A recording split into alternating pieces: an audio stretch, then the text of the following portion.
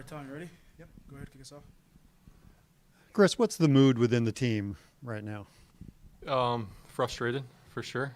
I think every individual in that locker room is definitely not happy. I mean, we're all competitors, and we look back on previous results, and nobody's happy. But it's not. Now it's not about looking backwards. It's about looking forwards, looking to the next game. This is honestly a great week where we can put games behind us really quick and look forward to the next game immediately. And all of our energy has to go to that. Every single piece of preparation, looking back on previous mistakes, how we can get better at that, all of that has to be 100% focus right now. Is this a case Wednesday where just a good effort isn't enough, that you guys really need to win this game? I would view that we come onto the pitch expecting to win every single time. So that view doesn't change. I would definitely double down on the 100% effort. I think effort is not just, just working hard out there. It's taking pride in the effort that you put in, pride in the duels that you win. And I think we need a little bit more of that. That's nothing controversial to say, I think. I think everybody can, muster up a little bit more desire to win. Is that the big thing, the big change that has to happen going forward from Saturday to Wednesday? Yeah, I just want to see 11 guys out there, plus 4 or 5 that come in, that give everything for the man next to them. That's all I want to see. And I think that is a massive part of team sports, is how much am I going to work, not for just myself, but for the guy next to me. And I think we'll all be looking for that because, each and every single one of us needs to step up. Go ahead, Ben. Yeah, that's really well said. And I just wanted to follow up on that. So how, as a team leader, or how does the coach, how do you get these 11 men to do that, to invest in that? Is it a verbal thing? Is it a mental thing? It's everything. It's leading by example. It's verbal. It's the standards we set. I think points have been made in the locker room that, we can get content with just how it's going. But it takes a real effort to turn things around. You have to show up to the facility saying, I'm going to change how we're approaching every single thing today. It's about the approach. And if you view coming to the facility as, I have to come play soccer today, that's not the right mentality. We get to, and we need to take pride in our job because it goes by really quick. And I mean, I feel like I'm still 16. So, and now I'm 25 with a kid on the way. I'm like, damn, I'm growing up. So we all need to feel that. Thank you. Justin? Chris, in your time recovering from injury and just being away from the team, but maybe having a more zoomed out view of what's been happening, has that kind of been your takeaway of just needing to bring that effort on a more daily basis? Yeah, it's been really tough to be away from the group. I've gone 7 or 8 years in my career without any setback, and it's been 2 this past year, which has been difficult to deal with. But that's another side of the game that you have to prepare for and find the mental strength to get through that. It's not just the sentiment that I share. It's a sentiment that a lot of guys share in the locker room. And I think everybody agrees with it in the locker room. But there's one thing with agreeing with it, and there's another thing in doing it. Everybody says, I can put 11 guys out there who can work hard. I don't necessarily agree with that. I think, it takes a specific skill. How much can you get out of yourself? How much can you grind? How much can you get into the weeds and just muster out points? The critical moments right now, everything, just doubling down. I think that those are the big focus. It's not on, how creative we can be and skill and all this. We have guys that can do that. But, I think it's not a sentiment that just I share. And then having this game on Wednesday where you're, a direct rematch from the game this past Saturday that had some of those issues that you talked about, is it maybe a good thing then to have such a direct comparison coming right up? Yeah, I think it'll be, obviously we do our tactical plan, they do theirs. It won't be a complete identical game. But, we know what they bring. They'll lump it in from anywhere with their goalie on set pieces. They create a certain amount of energy off of those chances. But I'd argue that we had our fair share of opportunities that can turn into chances. It's just these small things that are missing right now. I keep going back to the critical moments. That final pass, that tackle won. We took pride earlier in the year in not letting the ball go back into the back of the net. I feel like we're losing that a little bit of that pride as well. So I'm not picking out the attackers or the defenders and the midfielders. It's everybody. Everybody needs to do their job and step up and take pride in it. We'll go virtually to Jeremy Clements. Chris, I'm curious, coming back into the team since you've been out, do you notice anything coming back in tactically that maybe needs adjusted, or do you just think it's a matter of building on relationships like Olof has said in weeks past? Yeah, I think I would say that it's definitely building on relationships as well. You continue to see new partnerships out on the pitch, and guys still getting to know each other in certain areas. I think there's been really good tactical flexibility from guys like, Kyle Hebert, Conrad, Akil, guys that we've called upon to play a lot of positions, and that's not easy. And I think they're doing a really good job at that. And then it's also tactically, how much can we carry out that game plan? I think we're, like I said a couple moments ago, we're almost there. It's just about connecting those final passes. We're getting guys into the box defending. Can we win that duel? Can we win that header? All those things, I think, play a part. Tom, go ahead. Yeah, we kind of went through this situation last year with Bradley, and I think you went through this in your time at DC. The pressure on Olof Mellberg right now is intense. Any game you don't win might well be his last. What is that like for you guys, knowing that the coach's job is very much on the line? Yeah, I think it's what we can do is give our best on the pitch. I think fighting for our coach, fighting for the guy who takes all the heat is tough. And I feel for Olof. I feel like the game plans have been set up well. It's just execution on our part as well. So I think it's a balance of everything. Yes, Olof may be under pressure. There's rumors, there's this, there's that. All we can focus on is Wednesday and giving our best shot there. And I'm telling you, we're right there. I really do feel that, but it's our approach. I mean, when you talk about the job he's done, I mean, how has it been on the inside? Some things are a little different from how they've been in the past. How has it gone? Yeah, I mean, it's been tough for me to completely say because I've been out for an extended part of this year. I think Olaf's a guy who's pretty straightforward. You know what you're going to get from him, and he's been direct in his messaging. So I think it's really important that we, like I said before, rally around each other, rally around the fact that every game is an opportunity to, there could be 9 games without a point or without a win, something like that. It's always the next game. And if we start off with a win on Wednesday, it always trickles down. So it's always what can you give the next game? And we have an amazing opportunity against Minnesota in a great atmosphere.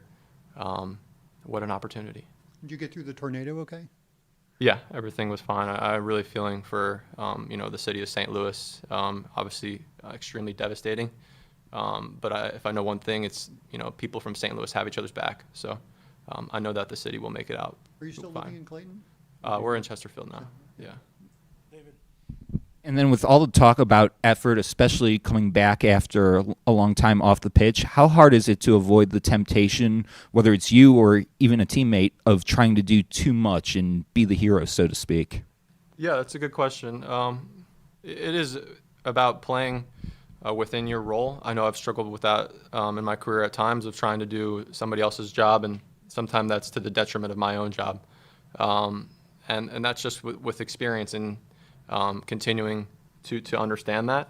I think that, when you've got other guys that are giving half for somebody else, it all works out. At the beginning of the year, we weren't always tactically set up the best, or there were images where on the field a guy was out of position, but another guy backed him up, another guy made the play, and that's what kept the ball out of the back of the net. And I think we've lost that feel a little bit, something to hold on to, like, hey, we haven't conceded a goal yet. We need to get back to those ways. But yeah, I agree. It's doubling down on what you can do in your role, because if you're doing somebody else's, you might be taken away from yourself. We go back virtually to John Lupo, then to Jeremy Clements. Chris, game against Minnesota on Saturday, as you said, this one will be different because no two games are the same, even against the same opponent back to back. But you only had 13 touches of the ball in their box over the entire game on Saturday. I know Conrad also came into the team and was playing a little higher. How do you sort of connect him playing in a more advanced role and getting more touches in their box so you can create more opportunities than just the 5 shots on target that you had? Yeah, I would say there was only 13 touches in the box, but there was plenty of times to cross the ball. There was plenty of moments within the game that could lead to more touches in the box. So I don't think it's necessarily that we struggled offensively the entire game. I think, we needed to commit to more service, more men in the box, because it's hard to score when you have maybe just SETI in the box at a time. You need guys running into the box, committing fully to that feeling, hey, I'm going to get on the end of this cross. So it's not a culmination. It's a culmination of a lot of things, not just how well we can play around them to get through. It is service. It is a lot of different things. Jeremy? Yeah, Chris, historically, over the last 5 years, MLS teams looking to make the playoffs, just in 9th place, it's somewhere around 45 points. Sitting on 11 points now, you guys would have to get about 55% of the points in your remaining fixtures just to kind of get near that realm. Is there still a feeling in the locker room that that's possible this season? Yeah, 100%. I think there's always belief. There always has to be belief within the individual, and then when there's belief in the individual, it then gets spread amongst the group. And I think when you have enough guys preaching that message, hey, we can do this. We can get 3 points each and every time we step on the pitch. That belief, I think, then transpires into action. Coming in and thinking, let's just try and survive today or something like that, it's never going to work. So I think the group is doing a good job right now of really focusing on what we want out of this. What does our approach need to be? And when we figure that out, then I think the quality that we have within the group will show. We wrap things up with Tom. How fit are you? Are you 90 minutes ready yet, or how's that coming along? I've been working really hard. I trust in my body that whatever the coach asks of me to do, I will do. It's a game where you're always expected to leave everything out there, for your team. So whatever's called upon me, I will do. And it's for the medical staff and everybody else to deem how many minutes I am fit. Chris, thank you. We appreciate it. Thanks, guys. Thanks. Thank you, Chris.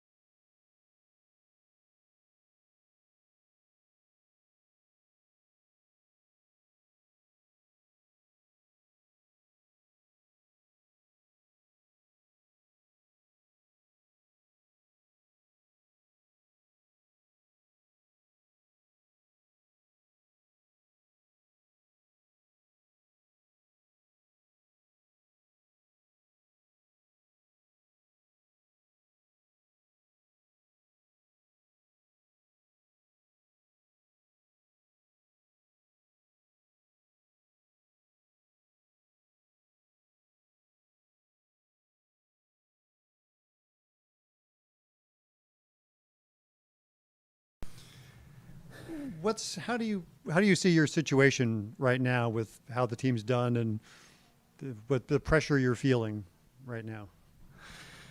I always put a lot of pressure on myself, regardless of the results. We had a really good start to the season, but still wanted to really improve from there. We were still not happy. So obviously, after having this really tough period, extremely disappointed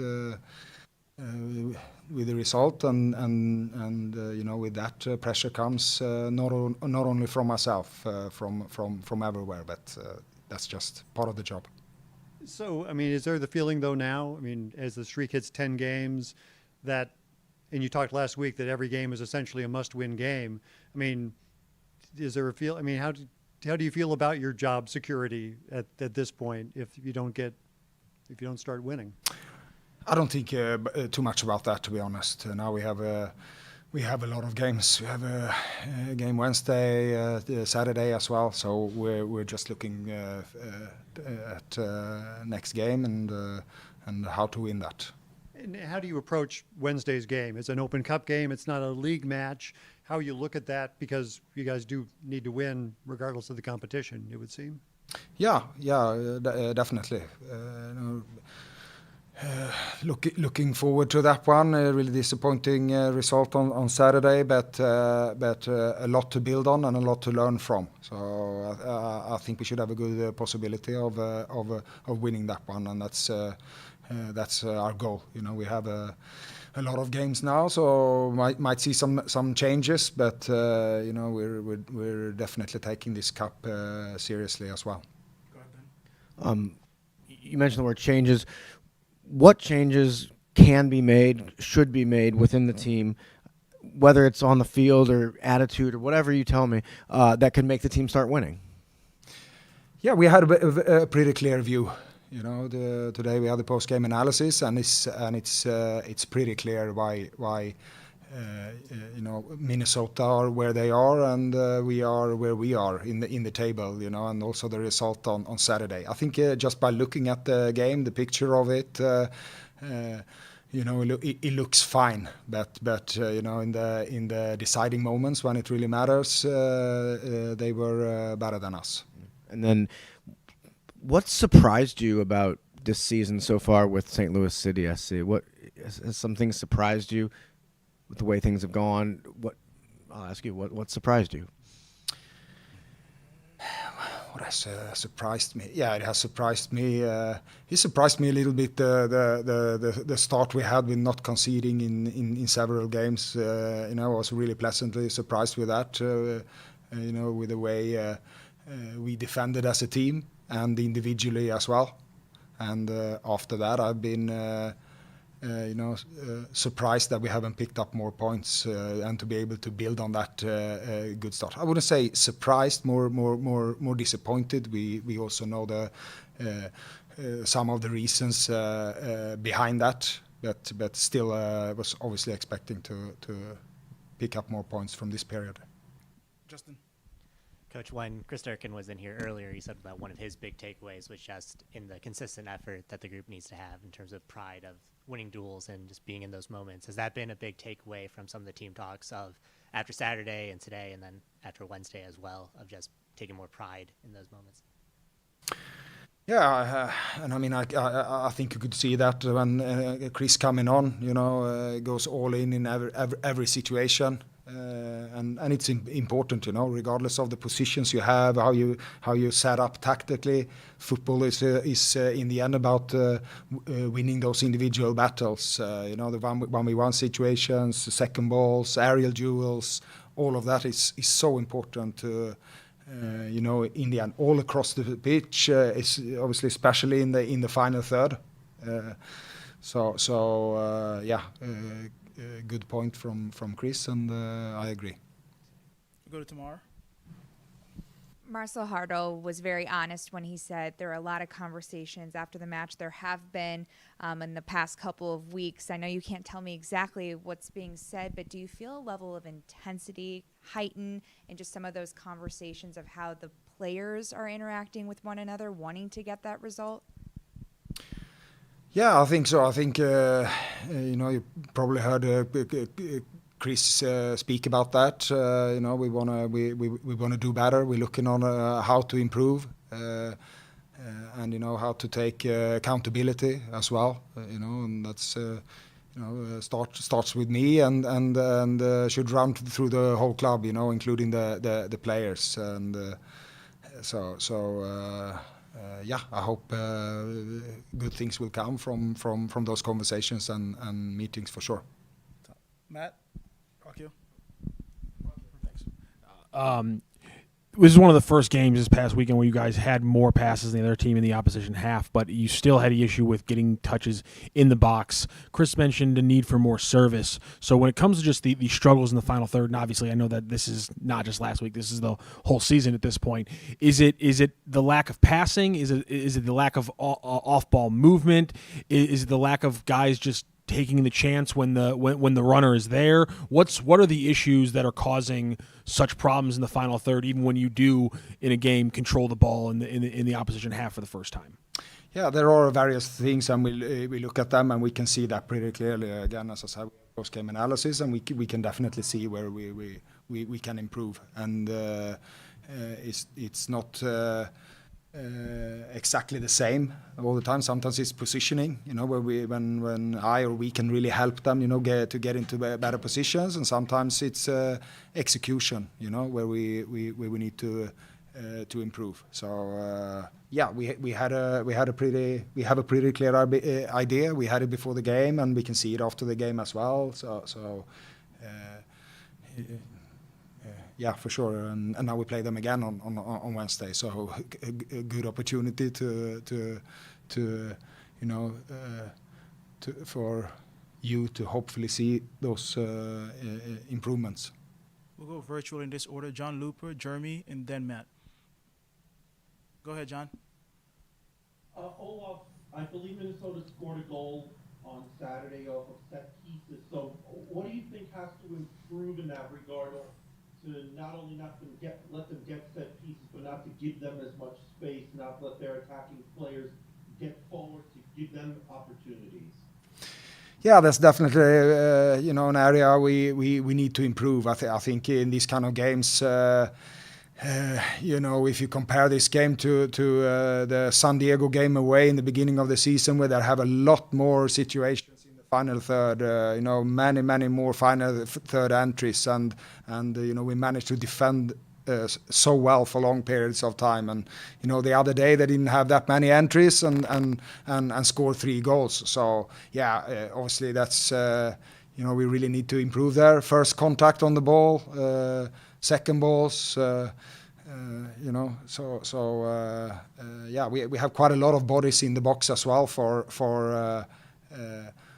the chances and a couple of the goals. So yeah, we're definitely looking to improve there. Too many goals conceded. Looking at how many chances the opponents have and how many final third entries they have.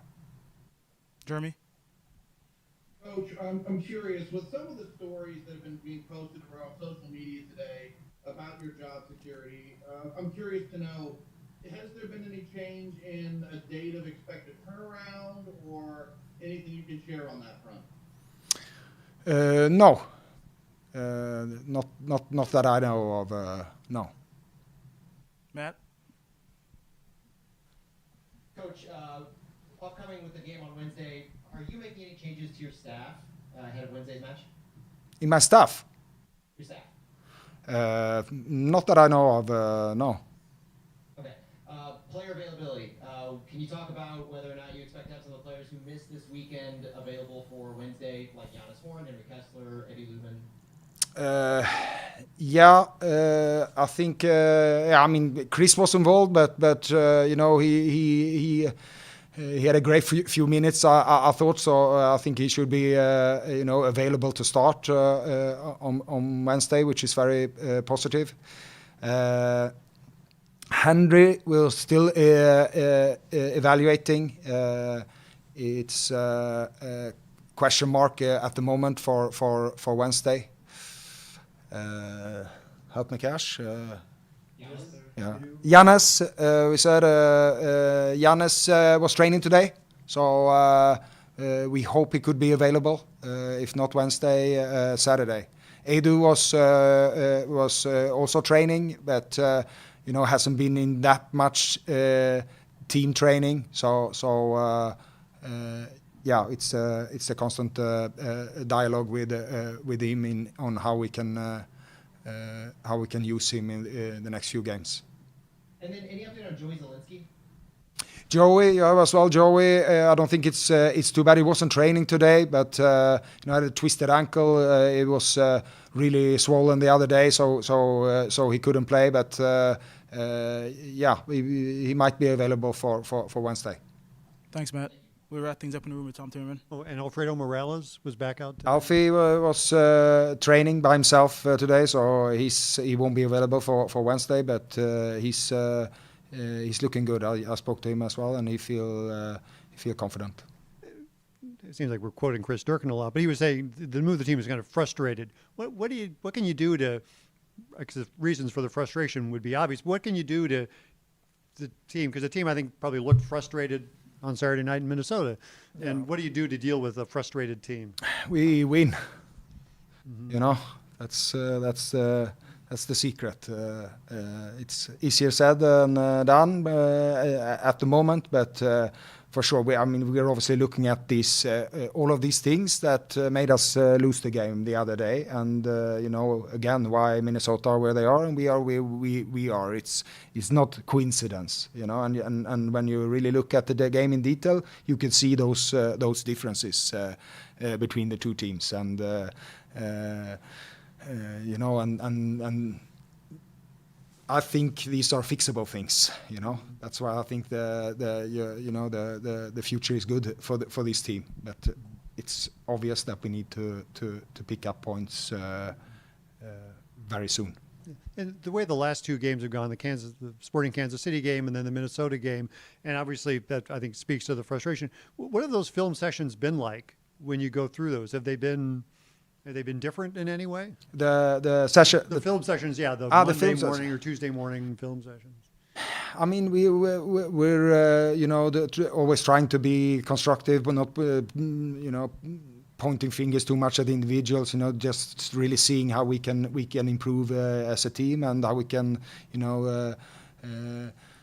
demand things of each other. So we're really trying to use those meetings to really pinpoint the areas which make a difference.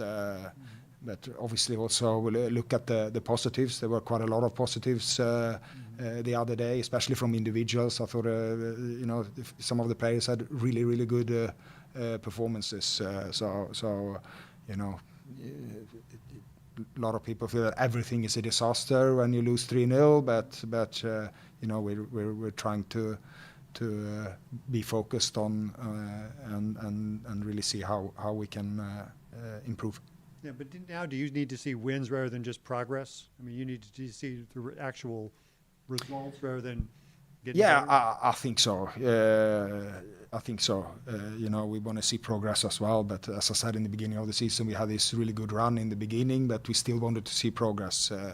And in a way, it's easier to really be constructive and be a little bit more critical in those periods, because we know we're doing well results-wise and everything. And in this period we have now, it's a balance, because everybody's disappointed and you feel after a game that everything is bad, so that's why it's important to really try to analyze things for what they are rather than the result. I don't know what part of town you live in, but you come through the tornado okay? Yeah. I mean, I live in that area. I wasn't home at the time. My wife was, so it was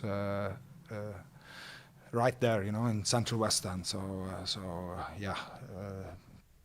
Terrible, obviously, especially for the victims, and everybody affected. So we send our thoughts to them.